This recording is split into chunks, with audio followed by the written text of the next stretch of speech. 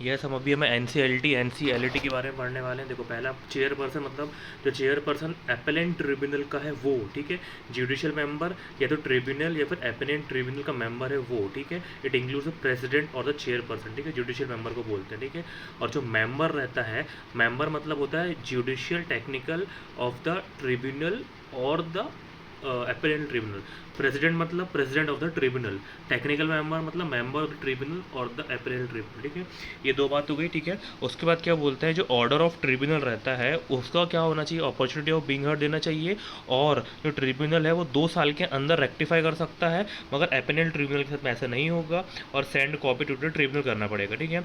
Appeal, जो appeal करना रहेगा, देखो ये वेरी इंपॉर्टेंट, ये 3 पॉइंट 100% आना ही आना है, ठीक है। देखो, अपील करना है तो अपील हम कर सकते हैं एपेलेंट ट्रिब्यूनल, कब कर सकते हैं, 45 डेज प्लस 45 डेज कब कर सकते हैं, अगर वहाँ पे रीजनेबल जस्टिफिकेशन सफिशिएंट कॉज है तो 45 डेज और मिल जाएंगे, ठीक है। और shall send copy to the tribunal and the parties to appeal, ठीक है।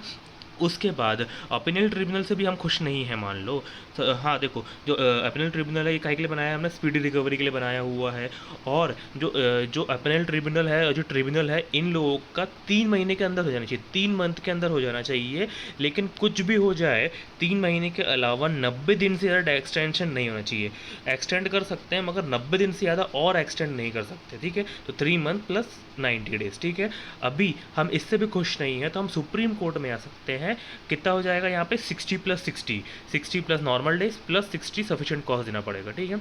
एंड देन प्रोसीजर क्या रहेगा, देखो जो इसकी पावर कैसे रहेगी, ट्रिब्यूनल एपेलेंट ट्रिब्यूनल की सिविल कोर्ट के ऐसी होगी, ठीक है। पावर्स पता है, हमें समन भेज सकते हैं, प्रोडक्शन कर सकते हैं, एफिडेविट ले सकते हैं, एक्स पार्टे होगा तो ये सब कोई काम की चीज़ नहीं है, ठीक है।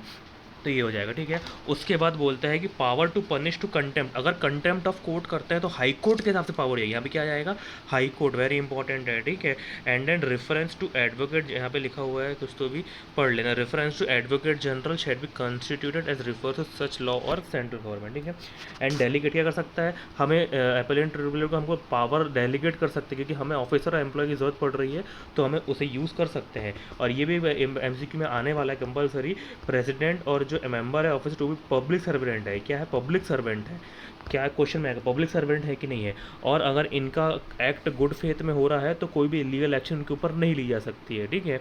और एनसीएलटी है तो चीफ मेट्रोपॉलिटन मजिस्ट्रेट से पावर हम यूज़ कर सकते हैं। एग्जांपल जैसे कि मुंबई का है, पुणे में है, पुणे में एनसीएलटी नहीं है, मुंबई में है तो मुंबई का बंदा पुणे नहीं आएगा, वो चीफ मेट्रोपॉलिटन मजिस्ट्रेट को बोल देगा, वो वहाँ पे सामने वाले बंदे के यूज़ कर सकते, पावर यूज़ करके उसको ग्रैब कर सकता है, ठीक है। और सिविल कोर्ट, ये भी एमसीक्यू में आ सकता है, सिविल कोर्ट की कोई पावर यूज़ नहीं होगी।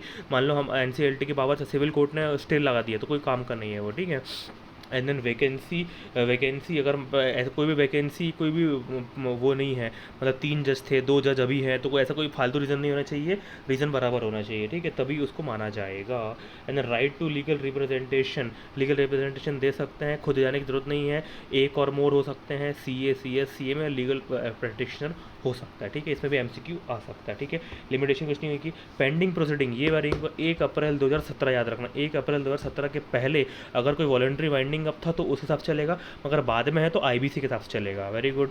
और उसके बाद पहले ही देखो, अगर पहले क्या था, सेंट्रल CLB था और अगर पहले कोई उससे एग्रीव्ड पार्ट कोई खुश नहीं है तो अभी तो हम एपेलेंट ट्रिब्यूनल के पास जाते हैं, मगर पहले का कोई केस है जो नहीं है तो, और अगर 60 डेज में क्या में अपील, हाई कोर्ट में अपील कर सकते हैं, क्या कर सकता है, एग्रीड पर हाई कोर्ट में अपील कर सकता है, 60 प्लस 60 नॉर्मल, 60 एक्सटेंशन, ठीक है।